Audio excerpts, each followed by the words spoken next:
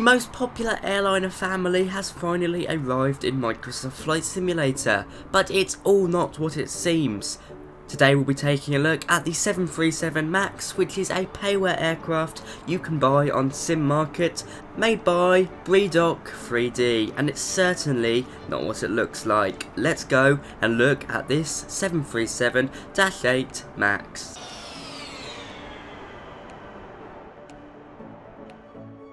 Hello YouTube, I'm Pilot Stud and welcome back to another video. Today we're taking a look at this rather expensive payware aircraft for Microsoft Flight Simulator. Now you might be looking at this thinking, wow, this looks marvellous, and indeed it does. From the outside this is a very beautiful aircraft. Today we'll be taking a look at a wide array of the features with this aircraft, from how it performs on takeoff and landing, to the autopilot system, to the cockpit of course. If you want to buy this aircraft, the link is in the description. Also be sure to like, comment and subscribe, and check out my Amazon affiliate links for all my equipment. But now let's hop into the cockpit of this Boeing 737 MAX by Reproduction 3D. Okay, so here we are, and let's first start off by talking about price. Now you can get this on Sim Market for €22.80, which comes into just under £20 or just close to $30 around there, I believe. Now personally, I am really let down by this aircraft. Taking a look around everywhere in the cockpit, you can see it's been taken from the 787 and 747. There hasn't been too many additions. I mean, we've got the trim wheel down here, but there's no noises with it, nothing at all, and I mean, there is literally no textures on here. Now this is a review, but as always, it's my personal view, so if you like this aircraft, then very well. But I'm going to tell you right off the bat, it is not worth the €22 or £20 I paid for it. Personally, if you buy this, you've been ripped off, and I'll talk about that later. So you can see down here we've just got a bunch of the 787 and 747 components squashed together and basically turned into the 737 MAX cockpit. Now one thing they have got right is the layout. Looking up here with the heads up display, you can see we've got the single one, which of course they do have in the MAX. They don't have one over on the right side of the aircraft. We've got the 787 PFD and navigation display, as well as the ECAS screen, and it just does not look good, I'm afraid. Now luckily for the developer, the 787 screens and 737 MAX screens are pretty similar, so I guess they can get away with this, but what they cannot get away with is putting Airbus knobs in this aircraft. We've of course got the Airbus knobs here. On top of this, I don't even know what this is meant to be. What is this? Just a pitiful excuse. This would have been like your EFB, your flight bag, I guess, with all your charts on. But all we've got on here is the rudder trim, and about the rudder trim, it doesn't even stay put. If I move it, it just goes back. And maybe that's just me, but I don't think it's meant to do that. Now we've got our battery on and we're connected to ground power, so let's go take a look at the overhead panel. Isn't this just disgusting? There is literally, ugh. I mean, this just looks grim. I mean, we've got kind of basic Microsoft Word font put in by the looks of it, and these are meant to be lights, and they do kind of light up, but there's very little kind of illumination effects around it. It just looks so ugly. Here you can see an example of the lights when we've got the APU generator light switch here. Now you can hear as we turn ground power on, there is actually some sounds, but you guys may recognise that sound. That is because it is taken from the default 747-8. We've got the APU starting up now. You can see, wow, that sounds rather nice, I do admit. Now, of course, it's taken from the default version. No custom noises here as far as I know. Now, you may be wondering, well, the external model looks pretty good, but what about if I told you the developer did not make this external model? Instead, they bought it for quite a considerable amount of money that I'm sure they'll pay back in no time by charging £20 for this aircraft. Yes, that's right, sources on the Droya server, Droya, another fantastic aviation YouTuber, pointed out that you could buy this model for around £250, I believe. Which is actually a massive shame, because that is really the only nice thing about this aircraft, its external model. Now for me, using someone else's model, which of course they paid for and they're well in their right to do so, is fine. However, it's not good because they haven't put any effort into this. I mean, I'm not a developer, but I know you can get an external model and put a few of the default gauges in the cockpit, half of which don't even work as intended. We'll get into that later.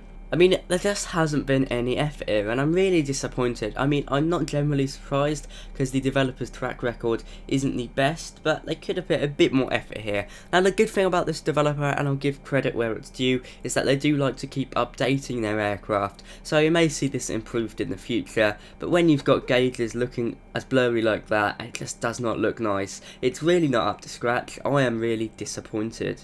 Now we've got our FMC here, but of course it's just taken out of the default 747 or Boeing aircraft in the sim.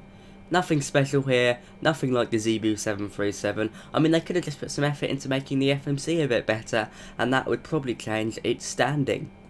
To be honest, all I see here on the ground is a brought external model that they brought for £250 and default gauges and screens from the sim, as well as a few custom touches, but those custom touches certainly aren't worth it. Custom touch would probably be the trim wheel, that's probably the biggest difference, and they've also done some work on the throttle, but it's not looking good. Now, I went flying in this aircraft earlier. Here's me taking off from Stansted, flying around, and yeah, went in back for a landing, and the flight model on Takeoff seems fine. It does take a bit of a while to run up, which is quite unrealistic, seeing as it's a very light aircraft at this moment, and should take off pretty easily. Now, hopping back into the cockpit on the ground, you can hear literally there is no flap noises. We've got no noises in the cockpit. That is a destroyer for me. I honestly like hearing things like that. It ups the immersion so much, but we haven't got anything. I can decrease and increase these flaps as much as we like, and the only thing you're hearing is me pressing the flap switch from the microphone. No trim wheel noise as well, which is of course symbolic. I mean, that has become a staple in itself. But hopping back into the air, you can see sound is just ported over from the default 747. Now, once we're up in the air, Autopilot is temperamental to describe it best. Vertical speed works fine, so does auto throttle by the looks of things, but LNAV and VNAV just do not work, it would appear. It seems to delete waypoints in your flight plan, add waypoints into your flight plan. I mean, it is just a mess. At least have functional Boeing Autopilot before you release a Boeing aircraft, and then of course try and sell it for £20. I mean, this in my eyes is just a bit of a scam. Maybe the developer was having a bad day, but just a tip, don't try and sell people stuff when it's not up to scratch. You're not going to get anywhere, and all it does is decrease the reputation of your development company. Now, coming on landing, one thing I noticed is that it is very hard to lose speed. Although it's a nice aircraft to land, the 737 I do find is always a nice aircraft to land, just for me. And to be fair, we did get down to a slow enough speed to come in and do quite a good landing. Although saying that, it appears to be quite hard to lose speed, as I said. 100.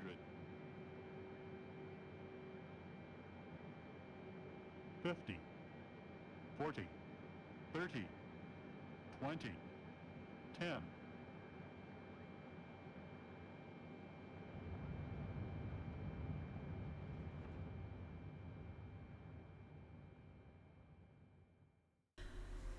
Now, back on the ground here at Stansted, connecting out with the jetway, I'm just going to give my final thoughts on this aircraft, really. So I'll admit it hasn't been the most in-depth view. We haven't really done any startup procedures or anything like that. Although it's pretty simple on the 737. You've just got to make sure you turn the right things on at the right time. Otherwise, everything else turns off, from my experience. Now, this for me is a massive disappointment. And when you've got the PMDG, which is going to be a study level 737 coming out for around £100, I know this appeals tempting to a lot of people. £20 for an aircraft isn't too much money, and if this was up to scratch, it would certainly be a bestseller, but it's not up to scratch. It's not worth your time. I wouldn't trust these developers with your money. When they can't even make the Eurofighter Typhoon, I mean, they've got no chance with the 737.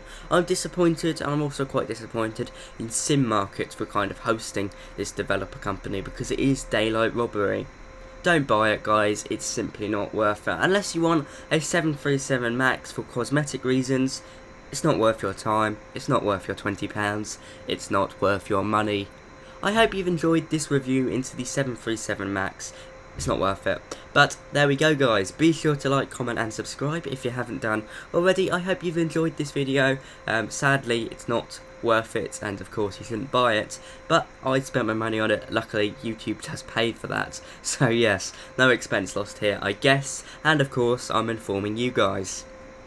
Be sure to like, comment and subscribe if you haven't done already. I've tried to be as honest as possible here, highlighting the pros and cons of this aircraft, but in my eyes it's a waste of time. Have a great day, guys. Bye bye.